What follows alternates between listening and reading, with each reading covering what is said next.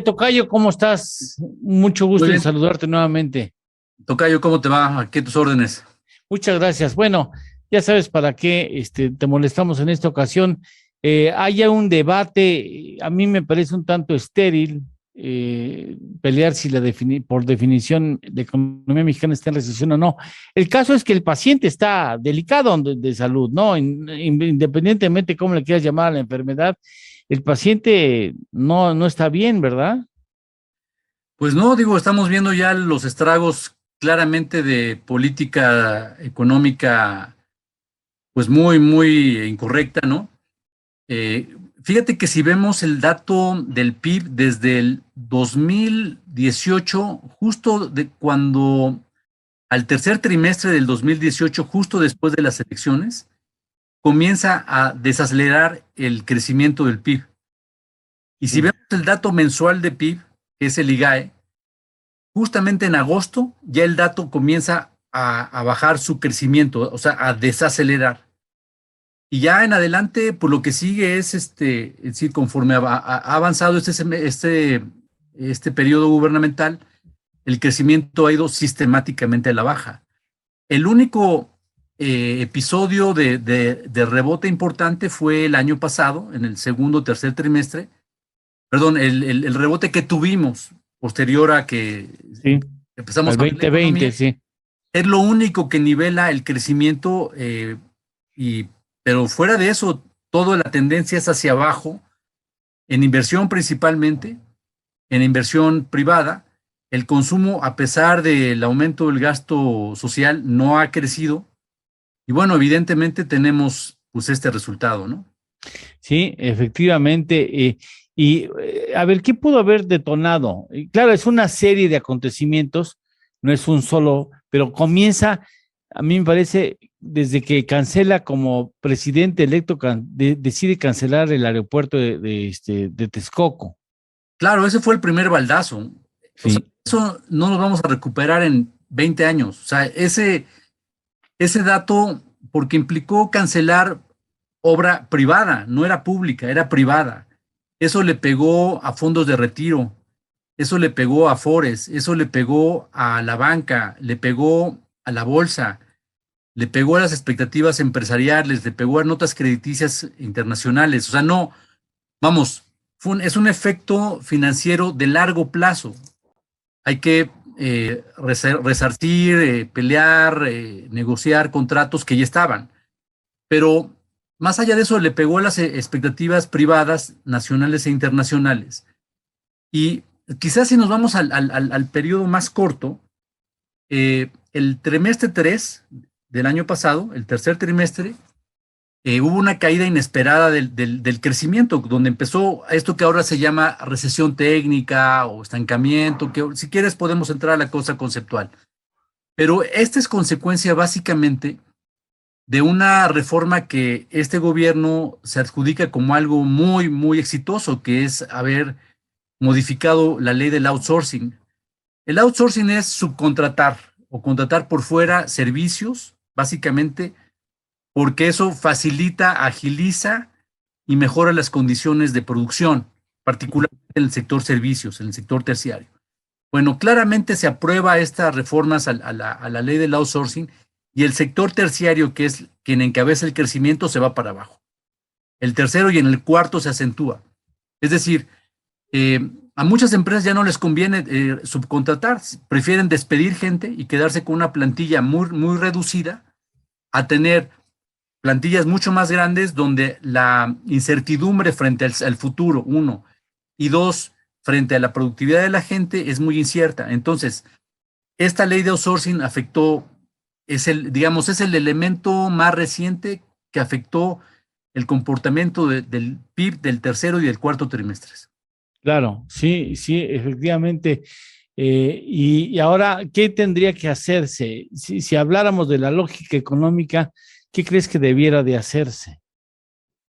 Pues mira, yo creo que las malas noticias continúan y siguen para adelante, es decir, la reforma eléctrica que viene con mucha fuerza, me preocupa profundamente. Bueno, no hay a quien le genere una buena expectativa, más que al gobierno federal y a todos los que están alineados con el gobierno. Pero sería eso ya la puntilla económica del país. Verdaderamente eso sería, yo creo que sería, ya, vamos, ya lo que siga después de eso, pues ya es lo de menos, ¿no? Sí, sí, y de un proceso así, digamos, de un estancamiento económico como se encuentra hasta el momento de la economía, ¿se sale? ¿Cómo se sale? ¿Se puede salir con rapidez? Mira, los efectos de las crisis económicas son de largo plazo. Eh, es decir, mucha gente piensa que hubo una caída y te recuperas rápidamente y sigues corriendo. No es cierto. Cuando un corredor va digamos, en una carrera de fondo, se cae, se lastima una rodilla, ya no puede correr igual. Necesita una siguiente carrera o terminar esa y rehabilitarse. En nuestro caso, pues son tropiezos tras tropiezos, ¿no? El gobierno estadounidense está muy preocupado por la reforma eléctrica, ¿no? Y otras cosas más.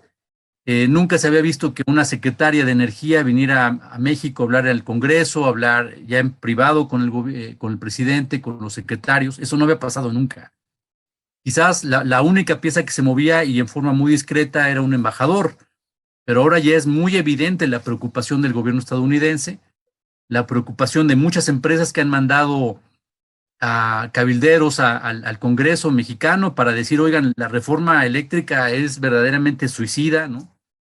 Pero los diputados y los senadores de Morena pues, están alineados completamente a la única voz de este gobierno, entonces difícilmente van a cambiar su punto de vista a menos de que el líder lo haga. Por otro lado, digamos, me preocupa sobremanera las acusaciones que no solamente continúan, sino que el tono es mayor. O sea, acusar a las empresas que ahorran energía por usar fuentes alternativas y propias, ahora es motivo de criminalizarlas como Walmart, Oxxo, Bimbo, cuando estas empresas están demostrando que a nivel de clase mundial están haciendo lo que corresponde, de generar su propia energía renovable, que no deja huella de carbono, y ahora el gobierno las condena por hacer eso, y las condena de que roban electricidad o no pagan lo adecuado, cuando el punto es, ¿por qué pagamos tanto por la energía eléctrica que genera Comisión Federal?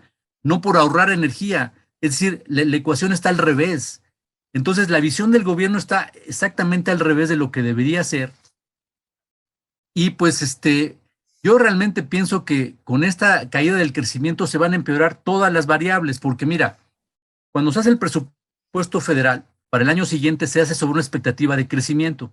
Sí, Sobre eso tú vas a recaudar por los impuestos. claro. Entonces, por ejemplo, si tú dices, vamos a crecer, por decir un número, al 5%, de 5% yo voy a captar tal cantidad.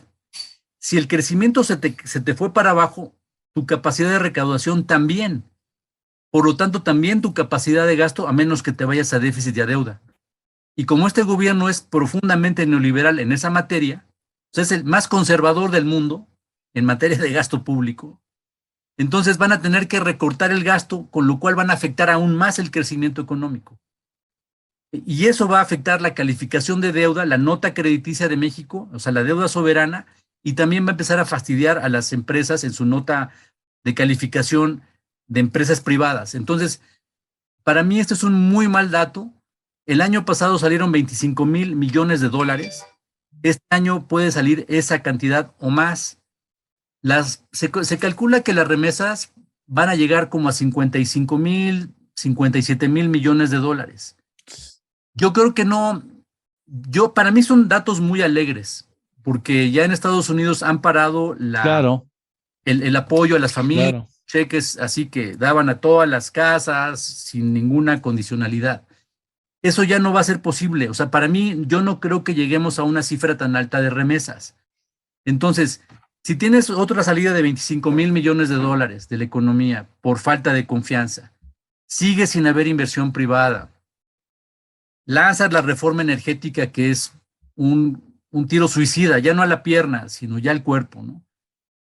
Pues todo se te va a empezar a mover. O sea, la estabilidad macroeconómica que tenemos, entre comillas, que no es tal, porque ya tenemos una inflación del 7, va a empezar a bajar quizás porque no crecemos. Pero podemos llegar al peor de los mundos donde no crecemos y la inflación sigue muy alta. Y además donde se empiezan a deteriorar otras variables que lleven a un tipo de cambio depreciado, eso aumenta la inflación, sube tasa de interés, y entonces empezamos con una danza húngara que la verdad yo lo veo muy preocupante.